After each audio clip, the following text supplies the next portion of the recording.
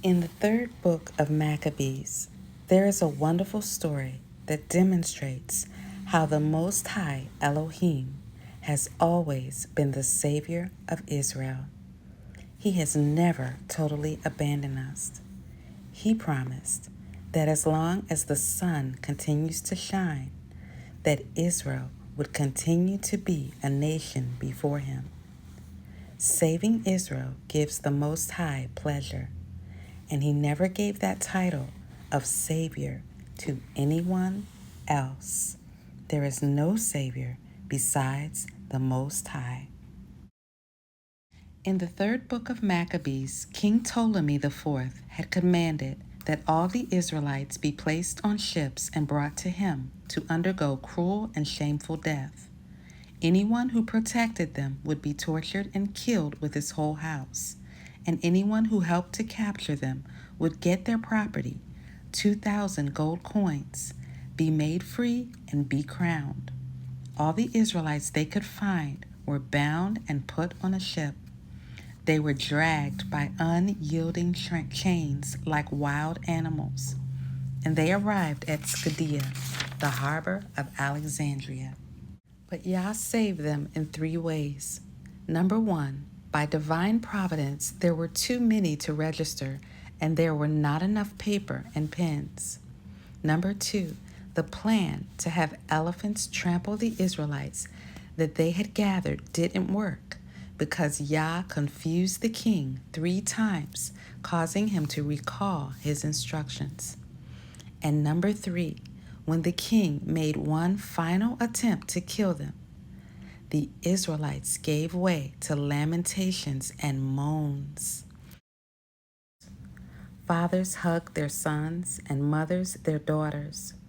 Women held their infants to their breasts for their last milk. But then they reflected upon the help previously granted from heaven, and they prostrated themselves with one accord, and removed even the sucking child from the breast, and sent up an exceedingly great cry, asking the Lord of all power to reveal himself and have mercy on those who now lay at the gate of Hades.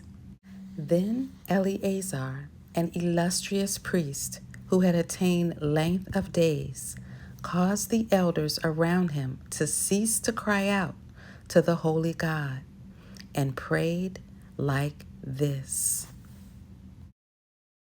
O King, mighty in power, most high, almighty Elohim, who regulates the whole creation with your tender mercy, look at the seed of Abraham, at the children of the sanctified Jacob, your sanctified inheritance. O Father, now being wrongfully destroyed as foreigners in a foreign land, you destroyed Pharaoh with his army of chariots when that lord of this same Egypt was uplifted with lawless daring and loud-sounding tongue, shedding the beams of your mercy upon the race of Israel. You overwhelmed him and his proud army. When Sennacherib, the grievous king of the Assyrians, exulting in his countless army, had subdued the whole land with his spear, and was lifting himself against your holy city with boastings grievous to be endured, you, O YAH, demolished him and displayed your might to many nations. When the 3 friends in the land of Babylon, of their own will, exposed their lives to the fire rather than serve vain things, you sent a moist coolness through the fiery furnace and brought the fire on all their adversaries.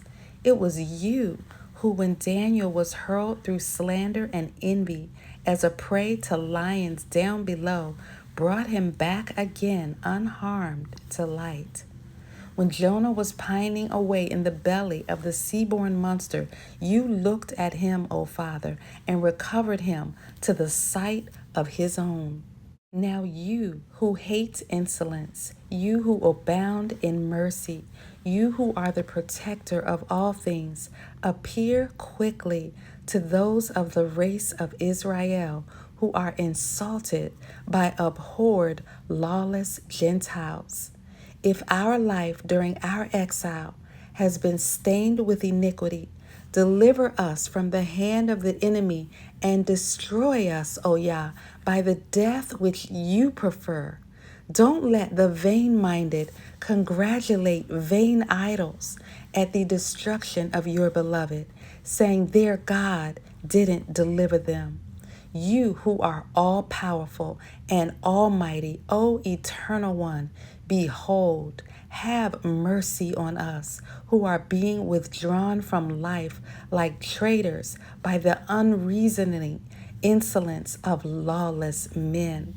Let the heathen cower before your invincible might today, O glorious one, who have all power to save the race of Jacob.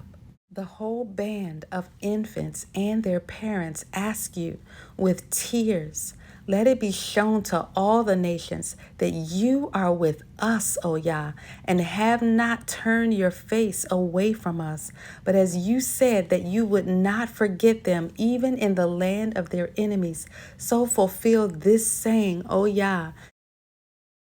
Now at the time that Eleazar had ended his prayer, the king came along to the hippodrome with the wild animals and with his tumultuous power. When the Jews saw this, they uttered a loud cry to heaven, so that the adjacent valleys resounded and caused an irrepressible lamentation throughout the army.